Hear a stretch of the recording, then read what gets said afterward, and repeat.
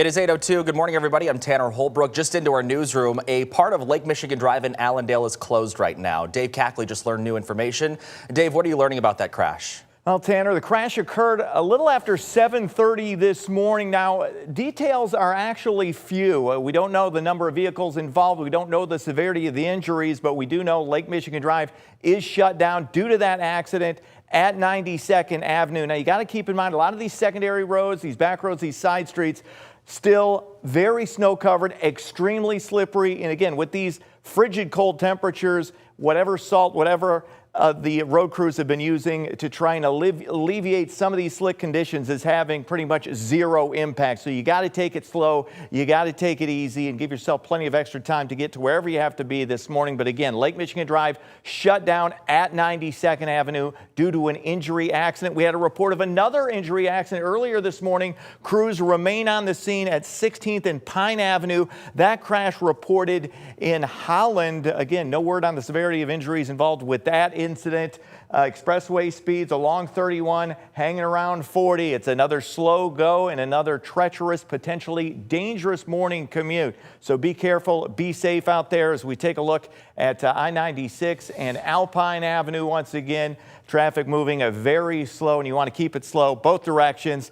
Don't forget to follow me on the X for all the latest traffic information. I got you covered until 9 o'clock. That's at Dave 13 Traffic.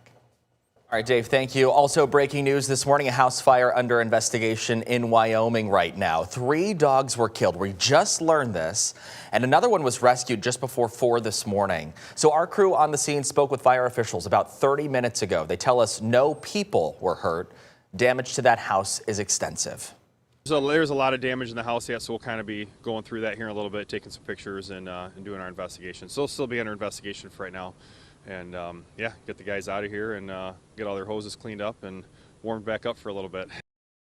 Right now, fire officials are investigating how this all happened. They're also reminding people to keep fire hydrants clear of snow so they can react rather quickly. And by the way, the person who was at that scene was 13 on your side's Deja Barrett. She's joining us live from the Weather Chaser this morning. Deja, I know you got to speak with some of the fire officials involved in this situation. What did they have to say to you when you were out there this morning?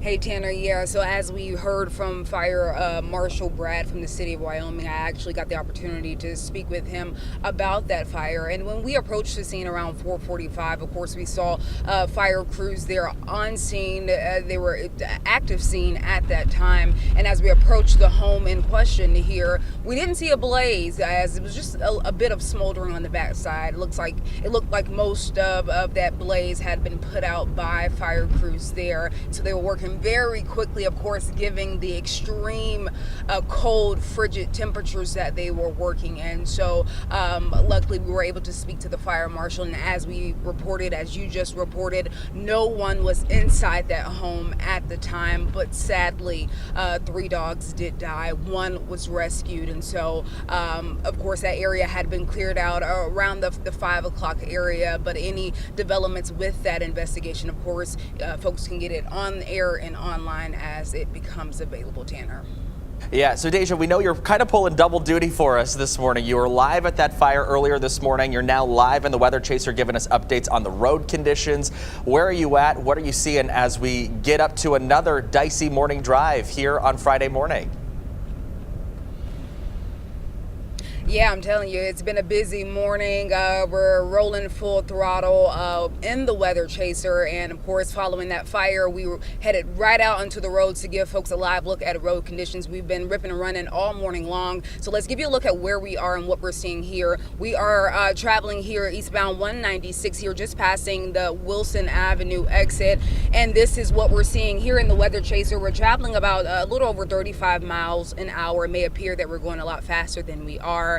But we're seeing roads not looking too bad, partially covered, but the name of the game this morning is the slickness of the roads. While roads may appear not covered in snow, we are contending with the slickness of the snow. I mean, I have to say, earlier this morning here in the Weather Chaser, I'm sitting in the passenger seat. Our driver, Jake Duncan, our photojournalist here, really just carrying us through these conditions this morning. We were sliding, honestly, on southbound 131 earlier this morning. So conditions as we experience, we're not talking a small slide, we're talking a pretty big slide that we experienced this morning. But we also want to mention, you can see probably in this view here, is the blowing wind, which is impacting visibility for drivers. And that's what we're talking about, wind gusts that we could see a little more than 35 miles an hour. And that's what we've experienced. We've seen on and off this morning, even on and off whiteout conditions we've experienced this morning. So again, right now we're traveling 196 east toward Grand Rapids. Now, across the morning, of course, at the top of the hour, we were also contending with the darkness, not being able to see the roads. But luckily here at the 8 o'clock hour, we have more visibility with the roads, and of course seeing crews out working on them. They are pulling double, even triple duty and still trying to clear the roadways, but then again faced with the big challenge of these frigid temperatures. And as Dave mentioned, you know, the salt really not sticking, giving us much traction because of these cold temperatures. When we were traveling M6 earlier in the Jenison area, I mean, those wind gusts were really strong. And during the dark and early hours, M6 is not lit too well other than the headlights of drivers. So it made it even harder in that area to see as the wind was blowing. And the wind that's blowing, you know, it's picking up from the road banks. And of course, you got trucks that are blazing past you. So, you know, that visibility extremely low, can be extremely low. We can experience more of this later today. So drivers that are heading out this morning, if you have to head out, be safe. If you do not, please stay home. You know, weather conditions, you know, we are monitoring and we're seeing this morning. You don't have to head out if you don't need to, if it's not an emergency. But a few tips, so for folks that's been offered by the Kenton County Road Commission, you definitely want to clean off your car before you head out on a morning commute. That also impacts visibility for drivers in front and behind you. You want to make sure your headlights are on, and you want to maintain a safe, even an extended distance between cars. And of course, we definitely want to give adequate amount of space to plows. As we know, state law requires motorists to stay at least 200 feet back from a working plow. You want to avoid, of course, distractions. Both hands need to be on the wheel. We're talking 10 and 2 for sure.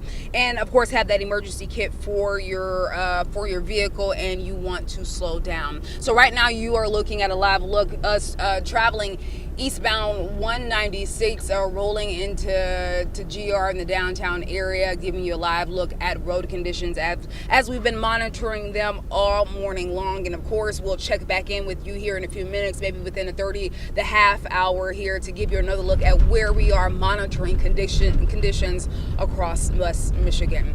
Reporting live here in the Weather Chaser, Deja Barrett. Tanner, back to you. All right, yeah, Deja, good tips there. It's 8:11, continuing our team coverage of this very frigid cold. You see, Aaron Sullivan is in the newsroom with how you can stay safe in the extreme cold. But first, meteorologist Amber Twardy is live here with me in the studio. Amber, we're looking at some of these temperatures across the map, and we are already in the negatives in some locations this morning. Yeah, much of West Michigan, especially around and north of I-96, already in the negatives. We're not making it all that much further from here throughout the rest of the day, but our feels-like temperatures will be well below zero all day long. Now, this is not just something that we're seeing in West Michigan. It's all across the Midwest, especially the upper Midwest. Look at some of those temperatures traveling further north and west, so up into Canada. Winnipeg right now at 26 degrees, minus 26 degrees rather. In International Falls right now 32 degrees below zero. A little bit closer to home, sitting at -4 in Grand Rapids, same thing in Ionia, Fremont, but it feels like we are in the -20s across much of West Michigan. Right now our wind chill, -24 in Grand Rapids. Kalamazoo feeling like -17 with that actual temperature just barely above zero. 1 degree in Kalamazoo right now. Same thing over in Holland. It's cold out there. No surprises that we've got a cold weather advisory in place a bit further south of Grand Rapids. That's going to be Allegan, Barry counties, and everybody south of that. Underneath that cold weather advisory until 11 o'clock tomorrow morning. Further north, though, that's where we're seeing some of those much colder temperatures throughout the rest of the day, and we're already verifying this extreme cold warning that's in place for Ottawa, Kent, and Ionia counties, and everybody north of that. Once again, that's going to be in place until tomorrow morning at 11 o'clock. And then we'll start to see some improvement into Saturday afternoon. But in the meantime, 13 weather ball is blue. Colder weather is in view. It is also blinking bright. We've still got more snow in sight. A lot to talk about in this forecast here. This view is sponsored by LaFontaine Ford of Grand Rapids. Here's where our temperatures are headed throughout the rest of the day. We are still only going to be hovering around possibly slightly above zero into this afternoon, seeing some seriously cold temperatures settling in and feeling even colder than that as breezy winds are sticking around throughout the rest of the day. By the time the evening commute hits, right around slightly below zero for many areas and just getting much colder overnight. Into tomorrow early morning, already by midnight, we're starting to see temperatures that could be close to 15 to 20 degrees below zero. And keep in mind, these are our actual temperatures. Wind chills are looking even worse than this. We'll take a look at those in just a minute here. But talking about some of those really cold temps on the way, negative 20s is approaching the record for the coldest temperature that West Michigan has ever seen. Negative 24 is that record for Grand Rapids specifically, set back in the late 1800s. And it does look like that's going to be a possibility for some areas once again, at very least making a run for that record. Now, past this, we are looking at improvement into our Saturday afternoon. Already by lunchtime, looking at temperatures that are at very least positive once again, and that's going to be sticking around throughout much of the afternoon, continuing with us into Sunday. Now, something else I want to note, though, is that not only are we seeing cold temperatures, but the breezy winds will make it feel even colder. Right now, sustained winds between about 10 to 15 miles an hour with gusts that have been between about 20 to 30 miles an hour. Still breezy throughout much of the day, especially the first half of the day, extending into this afternoon. Into tonight, things are starting to calm down at least a little bit, but even though we're seeing calmer winds into tomorrow, still with temperatures that are close to 10 to 20 degrees below zero, even just a 10-mile-an-hour wind gust will make it feel that much worse. So here's what we're looking at for our feels like temperatures this morning. A lot of us already feeling well down into the negative 20s. Throughout the rest of the day, we're not going to be feeling like we're above zero at any point. Tomorrow morning still feels like temperatures in the negative 20s before we start to see at least a little bit of improvement Saturday afternoon. Looking at feels like temperatures that will be approaching zero, but likely to stay very cold throughout much of the day. It's not just the cold, though. It's also going to be the snow. So we still do have lake effect snow that has developed throughout this morning, moving through Muskegon, Ottawa, into Allegan counties, and even a little bit into Van Buren County, too. Seeing a winter weather advisory in place for our lakeshore counties, extending one tier inland until 7 o'clock this evening. So we are going to be experiencing more snow on the way, mainly impacting our lakeshore counties, and greatest totals that we can expect will be along the immediate lakeshore, tapering off overnight and into Saturday morning, but not before we pick up a few inches of accumulation first. 1 to 3, possibly up to 4 inches possible by this evening, but then picking up even more, especially along the immediate lakeshore. Around US 31, that's where things are going to be looking the roughest this evening, but especially tomorrow morning. That's where we can end up seeing totals that are 3 to 6 plus inches in some areas. Beyond that, Saturday looking a whole lot quieter, but it still is very cold. We could see even a little bit of sunshine, but another system is back on its way to close out the weekend, sliding mainly to our south, but creeping further north. Now, this could be impacting areas mainly south of Grand Rapids throughout our Sunday afternoon, moving out behind that, but then lake effect to follow into Monday of next week. As for today, temps out near the lakeshore staying in the single digits with still lake effect snow showers on the way. Negatives for our northern zone for all of this afternoon, and only going to be hovering around 0 degrees into the lower single digits for our southern zone today. Your 13 on your side, 7-day forecast. Some seriously cold, dangerously cold temperatures over these next 2 days. Buckle up, it's going to be a cold one, but by the time we get to Sunday, double-digit highs at very least, but that snow returns and sticks with us through Wednesday of next week. Sounds good, Amber. Hey, you will see our reporters talking about conditions all morning long, including outside in our weather chaser, because we do feel a responsibility to show you the outdoor conditions as well as the road conditions. And of course, many people will still have to drive into work today. But if you don't have to leave the house, you should stay indoors because it's not just extremely cold. It is absolutely downright dangerous to be outside. So 13 on your side, Aaron Sullivan is joining us live from the newsroom right now. Aaron, what are some things we need to keep in mind on this dangerously cold day? Good morning. I am absolutely thinking of Deja this morning, so I'm glad we gave them a shout out. Deja and Jake, thank you for risking your lives to bring us some road conditions. Definitely thinking of you guys. But also, like Tanner said, stay inside today. But if you absolutely need to go outside like we did to come to work, you're going to want to keep a few things in mind. So let's talk about these conditions that you might be walking into. So just 5 to 10 minutes outside in this weather can lead to frostbite and hypothermia. So some of these symptoms to keep in mind include redness, numbness, muscle stiffness, and in severe cases, blistering. Now that's for hypothermia. frostbite. Let's talk about hypothermia now. Those symptoms include shivering, confusion, and a loss of coordination. Now, the Kent County Health Department says if you do absolutely have to go outside today, we want to make sure we're keeping those symptoms in mind. Also, in terms of dressing, make sure you have layers on, making sure you cover your fingers, toes, nose, and ears. Also, if you're going to be in the snow today, make sure you're wearing waterproof clothing and boots. And when you get back inside, quickly remove any wet clothing as soon as possible. And finally, they recommend keeping an emergency kit in your car just in case you do get stranded in this cold weather. So if you do find yourself in a situation where you are stranded, it's always good to call 911. Also call 911 if you do experience any symptoms of frostbite and hypothermia. Stay inside today, guys. For now in the newsroom, I'm Erin Sullivan, 13 on your side. All righty, sounds good, Aaron. Thank you for those tips. Well, these cold temperatures will likely mean a busy weekend for plumbers. You know, pipes tend to freeze or even burst in the extreme cold, but experts say there are steps you can take so that you don't have to make that call for an emergency fix. And one solution only costs a few dollars at the hardware store. 13 on your side's Micah Cho has more on what you can do to weatherproof your home. A burst pipe could cost anywhere from a few $1,000s to upwards of $10,000. So I invited Tad Taggart, service manager over at Vogue Heating and Cooling, over to my parents' house and asked him some questions about how to keep their pipes from freezing from this weekend's freezing temperatures.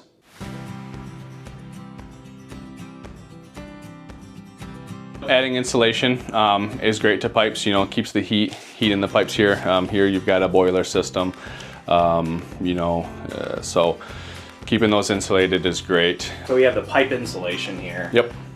How much does this cost at the hardware store? I mean, a few dollars, really. Generally comes in a bag with several pieces in it. Keeping water moving, if your house happens to be without heat for a day or two, opening up your faucet a little bit, just allowing a trickle of water out, can help keep those pipes from freezing. It's a lot harder for moving water to freeze than standing water is. We were talking about the running water. I kind of want to see like what a good pace is to, trickle that water. So what does that kind of look like? I'll let you do that. Yeah, so it doesn't have to be anything super fast. Just really as long as the water's moving is the important thing. Something like that would be perfectly fine.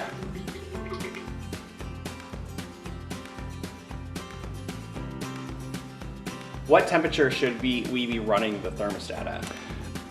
Whatever you're really comfortable at. The higher you keep it, the more you're going to pay in the utility bill for that. So some people are comfortable at 68, something we see really, really commonly. Other people like it a little cooler.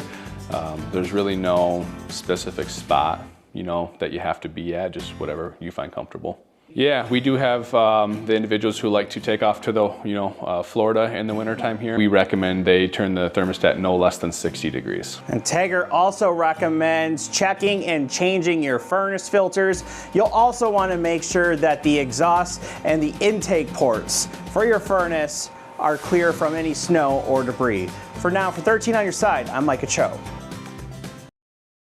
During this extreme winter weather, you got to follow the parking rules, especially in Grand Rapids. As plow drivers say, they've been having trouble clearing the streets because people aren't following the odd-even parking rules. So city code requires drivers to switch the side of the street they park on. That means parking on the side with odd-numbered addresses on odd-numbered days and even on even-numbered days. If you don't do this, city officials tell 13 on your side's Nick Nelson this can easily make it hard for you to drive down streets.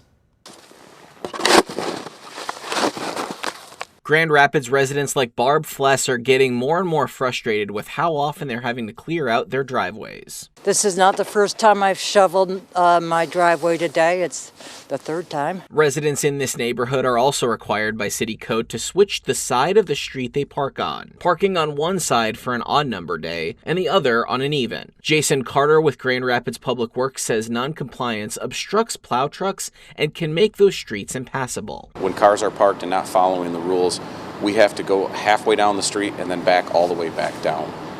We now have front plows on, which is even harder. If we can't get our plow trucks through, the fire trucks are the same size. They cannot get through. And this could be life-threatening for people that need these fire trucks to come through.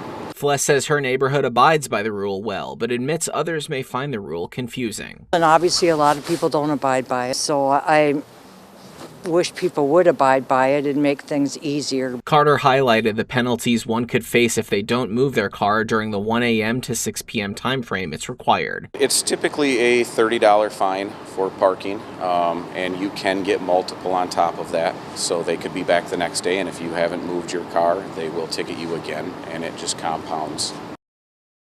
That was Nick Nelson reporting. It is now 8:22. Groups and organizations across West Michigan opening their doors to the people who are most vulnerable in our community during this frigid weather. That includes the Holland Gateway Mission. So the Men's and Women's Center will provide a free space for people to warm up and get fed. The mission also expanding services for anyone who needs to stay the night. 13 on your side's Callie Lichter has more on that. Here at Gateway Mission, the organization and community partnerships are helping those in need throughout the winter weather this weekend and beyond. As temperatures plummet, Gateway Mission in Holland is opening its doors to those in need. To come in. If they're in the area and they're out there freezing, they're unsheltered, come on in. We got a place for you. We'll have the space and the meal for you. Even when the weather gets warmer. Anything past 6 p.m., we don't want you to leave. We want you to stay with us. We want you to stay in, stay warm. We'll give you a bed. Community outreach chaplain Art DeLeon and homeless outreach specialist Rudy Moscaro say their mission isn't to turn people away. There's some real easy rules. We ask them to be safe. That's what we expect them to be, respectful, and then to participate. The effort to help extends beyond Gateway Mission to other community partnerships, like with the Holland Police Department and Ottawa County Community Mental Health. Community, and if we find someone that is unhoused and definitely would benefit from it, we'll contact Rudy and Art and have them come out and meet with them right away and try and make it as seamless as possible. The warming center is open from 8 a.m. to 6 p.m. with extended stay options. There, people can get a meal, get warm, and also be connected with other resources to help after the cold goes away. We have resources on our website to help throughout this winter weather. In Holland, I'm Callie Lichter, 13 on your side.